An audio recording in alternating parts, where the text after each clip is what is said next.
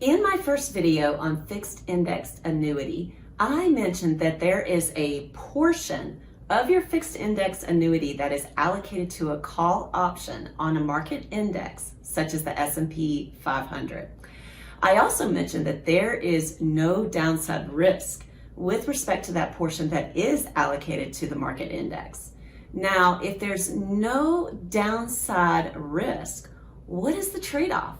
Notice that I didn't say, is there a trade-off? I mean, we're talking about insurance companies here, and they know how to make money.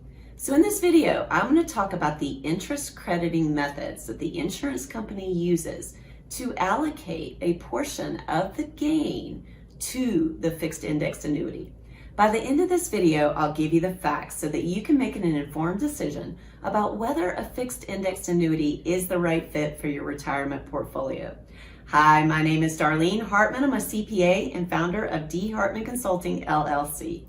For the best retirement annuity advice, subscribe to my YouTube channel and hit that notification bell so that you can receive notices anytime I post a new video. Before I start talking about the interest crediting methods that the insurance company uses, I want to remind you about why it's referred to as interest rather than gains from a market index. So with your allocation of a call option to a market index, you do not own shares in a market index. You will not receive dividends or interest earned on the index. But by you not owning shares in an index, that's what enables an insurance company to provide you no downside risk and 100% principal protection with respect to the portion that's allocated to the call option on the market index. The first interest crediting method that I'm going to talk about is referred to as cap rate. So the cap rate is the maximum amount that can be credited to your fixed indexed annuity in any given period, no matter what the performance of the market index is. So that means if the market index returns less than that cap rate, then you will only get credited for the amount of the market index. And it's typically expressed as a percentage. So let me give you an example. So if the cap rate as defined in the fixed indexed annuity contract is 5%, and the market index returns 12% in the current period, then you will only be allocated an interest credit of 5% and no more. But what if the market index returned 3%? So that would mean that you would get an interest credit allocation to your fixed annuity of only 3%. The next interest crediting method that I want to talk about is called participation rate, and it's exactly as it sounds. So you're basically sharing in a percentage of the increase in the market index for any given period. So let's say that in the fixed indexed annuity contract, it states that the participation rate is 80% and the market index returned 10% in the current period. Then your allocation to your fixed indexed annuity for that period would be 8%. Another interest crediting method is referred to as spread or margin. So basically, the amount of interest that is credited to the fixed indexed annuity is the amount of the increase in the market index minus a spread or margin. So let's say that your fixed indexed annuity contract states that the spread or margin is 4% and the market index returned 10% in the current period.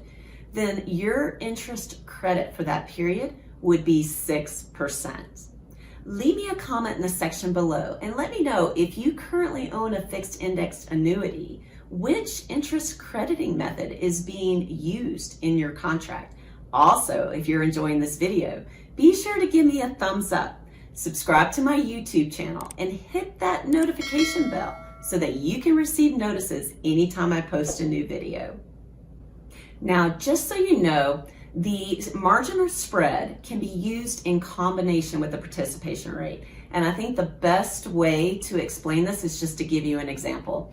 So if the fixed indexed annuity contract states a participation rate of 80% and a 2% spread or margin, then if the market index returned a 10% return in the current period, then you would get an interest credit to your fixed index annuity of 6%. So mathematically speaking, because you know I love math, so if you take your 80% participation rate, multiply it by the 10% increase in the market index for the current period, that's going to give you 8%. Then you would subtract the spread or margin of 2% to come up with your interest credit for the current period of 6%. Now, the floor on the portion of your fixed index annuity that is allocated to the call option on the market index is zippo, which means you lose nothing in the midst of market downturns.